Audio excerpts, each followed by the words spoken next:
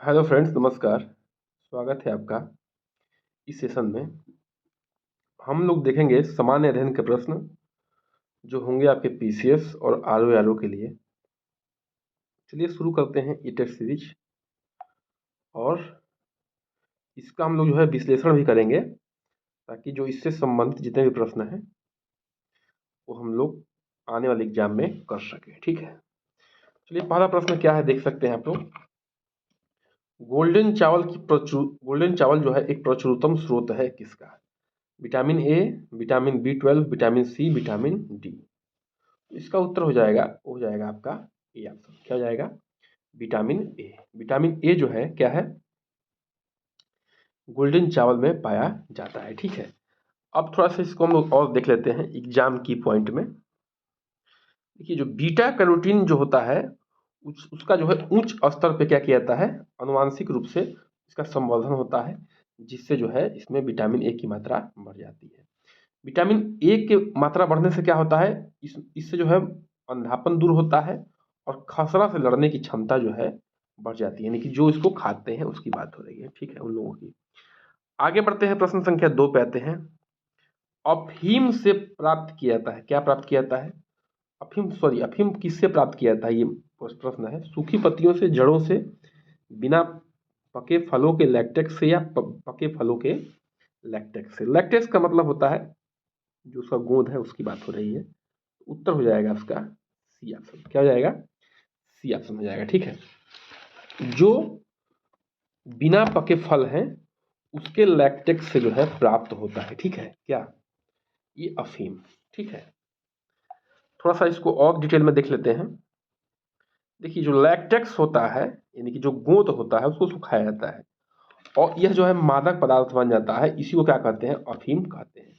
अच्छा, एक चीज और है, इसमें जो है 12% मार्फिन की मात्रा भी होती है, जिसका संस्करण किया जाता है और जो द्रव तैयार होता है वो क्या बन जाता है?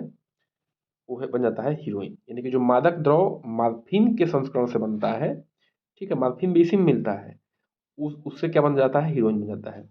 अच्छा, दूध निकालने की प्रक्रिया क्या है? जो अभी बात कर रहे थे हम लोग कि जो कच्चा फल होता है अफीम का, उसमें क्या कर देते हैं? कट लगाते हैं, यानी कि चीरा लगा देते हैं। चीरा लगाने के बाद क्या होता है? उसमें से दूध निकलता है और जो दूध होता है उसी को सुखाने के बाद क्या बनता है?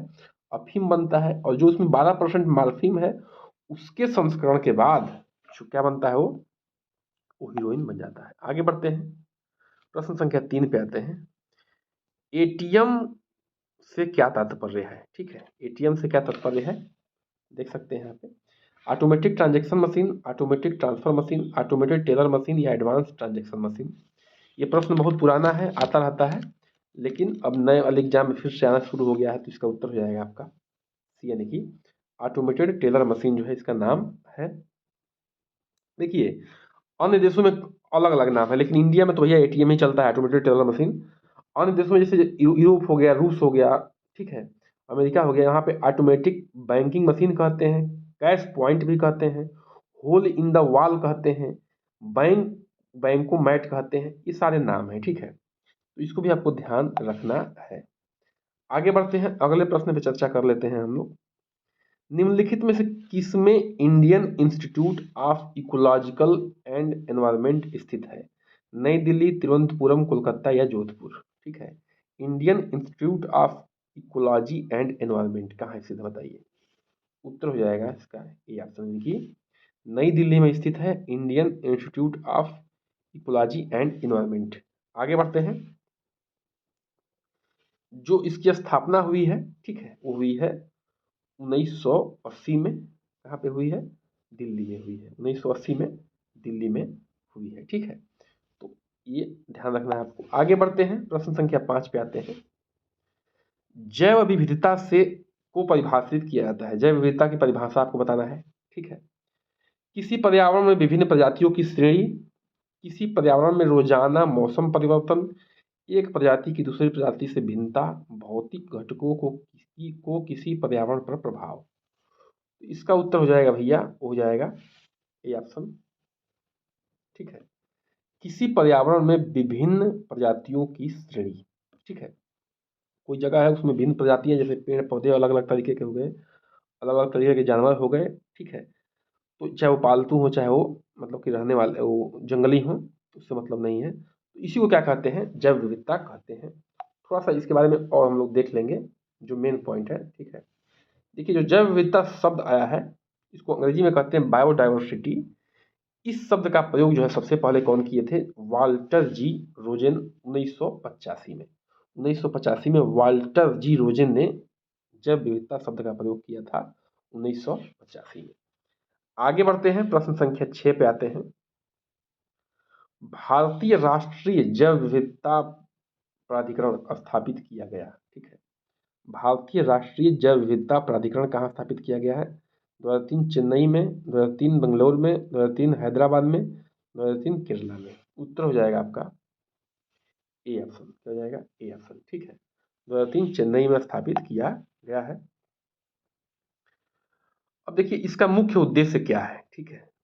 इसको जो है स्थापित करने का मुख्य उद्देश्य क्या है, जैव विविधता अधिनियम 2002 के प्रावधानों को राष्ट्रीय स्तर पर लागू करना, ठीक है, इसका मुख्य उद्देश्य है।